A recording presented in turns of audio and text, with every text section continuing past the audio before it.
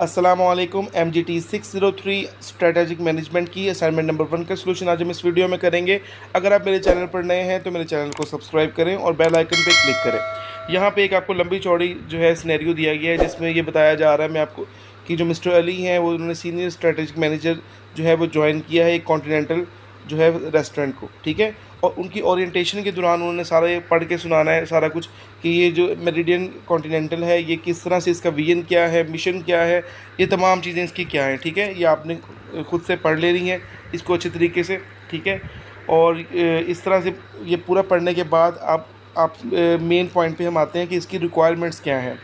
यहाँ पे 10 पॉइंट्स आपको दिए गए हैं, ठीक है। आपने पहले केयरफुली इस केस को स्टडी करना है और आइडेंटिफाई करना है कि इस पूरे केस में ये चीज़ें कहाँ कहाँ मौजूद हैं। लाइक विजन स्टेटमेंट कहाँ पे है, मिशन स्टेटमेंट कौन सी है, इंटरनल फैक्टर्स कौन से हैं, एक्सटर्नल फैक्टर्स कौन से हैं, values, policies, long term goals, short term goals, strategies और स्ट्रेटेजिक एवेलुएशन, ये तमाम चीज़ें आपने इसमें से फाइंड आउट करनी है। अब चलते हैं हम इसके MGT 603 के सोल्यूशन के लिए आपने सबसे पहले काम क्या करना है कि आपने इस पूरे केस को अच्छे से लाजमी पढ़ना है, ठीक है। और अपना जो हैंडआउट्स हैं आपके 6-7 में भी ये होगा सारा कुछ, उसमें आपने उसको लाजमी तौर पे उसको पढ़ना है। आपकी सहूलत के लिए मैंने इस पूरे जो है पैराग्राफ्स को जो पॉइंट्स मुझे इंपॉर्टेंट लगे हैं उनको मैंने कलरफुल कर दिया ताकि आपको अंदाज़ा हो सके यहाँ पे मैंने किस तरह से इसको कहा है कि ये चीज़ ये वाली है। अब रिक्वायरमेंट्स में सबसे पहले हम विजन स्टेटमेंट देखते हैं। विजन स्टेटमेंट क्या होगी कि आप अपनी ऑर्गेनाइजेशन को आने वाले वक्त में कहाँ देखना चाहते हैं, ठीक है। तो इसको मैंने येलो कर दिया है। तो यहाँ पे आपने क्या करना है, यहाँ पे ये पॉइंट आप देखें कि Meridian Continental strives to become the most preferred global destination for continental cuisine. आप वो अपनी क्या बता रहे हैं कि जो मेरिडियन जो है आपकी कॉन्टिनेंटल है वो इस चीज़ के लिए उम्मीद रखता है, विजन रखता है कि वो ग्लोबली वो पूरी दुनिया में मोस्ट प्रेफर्ड एरिया हो, ठीक है, कॉन्टिनेंटल कुजीन के लिए। तो ये आपने इस तरह से मैंने इसको हाईलाइट कर दिया है येलो से। आपने इसको एज इट इज़ नहीं लिखना, वर्डिंग को थोड़ी सी चेंज करके लिखेंगे, आपके अच्छे मार्क्स आएंगे, चाहे एक डेढ़ लाइन का ही लिखते हैं। नंबर 2 पे आपका पॉइंट है जी मिशन स्टेटमेंट। मिशन क्या है कि आपकी क्या मिशन रखते हैं आप आपकी ऑर्गेनाइजेशन को चलाने के लिए। तो ये इसमें क्या है कि Meridian continental is crafting cherished moment for valuable customer bye preparing original continental dishes. वो बता रहे हैं कि ये सब मैंने ग्रीन कर दिया है कि ये इनकी ये बड़ी ख्वाहिश है कि वैल्यूएबल कस्टमर्स के लिए वो एक ओरिजिनल कॉन्टिनेंटल डिशेस को बनाएं, ये इनका मिशन है, ठीक है। उसके बाद में नंबर 3 पॉइंट पे अब क्या देंगे, इंटरनल फैक्टर्स क्या है। इंटरनल फैक्टर्स वो होंगे जो कि ऑर्गेनाइजेशन के अंदरूनी फैक्टर्स होंगे। उसमें इंटरनल फैक्टर्स में सबसे पहले आपका आएगा ये जो ब्लू मैंने किया है कि बेस्ट वर्ल्ड क्लास शेफ्स इनके पास हैं, ठीक है, जो कि ओरिजिनल कॉन्टिनेंटल रेसिपीज़ बनाते हैं। और उसके बाद में इनका जो है कॉन्टिनेंटल इनका जो रेस्टोरेंट है वो दुनिया के दूसरे रेस्टोरेंट से इनको जो है वो डिफरेंट करता है, ठीक है।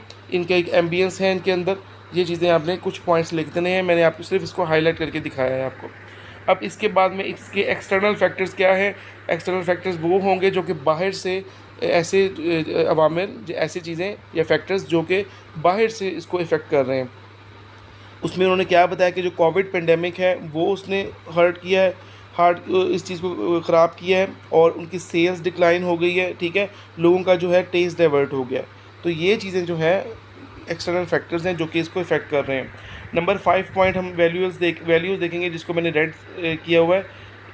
वैल्यूज़ आपकी क्या है, hygienic food, friendly environment, sustainable and responsibility. ये चीज़ें जो है वो आपकी जो वैल्यूज़ में शामिल है मेरिडियन कॉन्टिनेंटल की। उसके बाद में जी आपने लिखना है पॉलिसीज़, जो मैंने ब्लू से किया हुआ। इनकी पॉलिसीज़ क्या हैं। पॉलिसीज़ इनकी हैं कि ये बिलीव करते हैं कि हाई स्टैंडर्ड हो जो कि सोर्स करे तमाम फूड को जो वो सर्व करते हैं। हाईएस्ट स्टैंडर्ड सोर्स वो करें, अच्छे तरीके से चीज़ को वो सर्व करें, जो कि इनका यूनिक एक स्टाइल है। उसके बाद में नंबर 7 जो है वो इनके लॉन्ग टर्म गोल्स क्या होंगे जो कि आने वाले वक्त में वो खुद को देख रहे हैं कि हमने कहाँ तक अपनी ऑर्गेनाइजेशन को या अपने रेस्टोरेंट को लेके जाना है। वो यहाँ पे किस तरह से आप देखते हैं बाय द एंड ऑफ 2030, मतलब ये आने वाला वक्त ये लॉन्ग टर्म गोल होगा। वो इस चीज़ के लिए एम रखते हैं कि वो अपनी जो है 10 कंट्रीज़ में इसको बढ़ा लें, ठीक है। अपने कस्टमर्स को 40% तक बढ़ा लें और अपने रेवेन्यूज़ को 50% तक इंक्रीज़ करने के इनके लॉन्ग टर्म गोल्स हैं। नेक्स्ट हम करेंगे शॉर्ट टर्म गोल्स क्या है। शॉर्ट टर्म गोल्स क्या है कि जो कि विद इन अ ईयर जो होते हैं, ठीक है।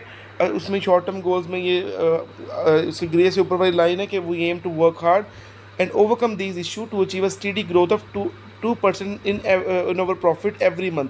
मतलब ये एवरी मंथ आएगा, ये आपका जो है शॉर्ट टर्म गोल होगा। जबकि लॉन्ग टर्म क्या है कि वो 2030 तक जो देखेंगे वो लॉन्ग टर्म गोल होंगे।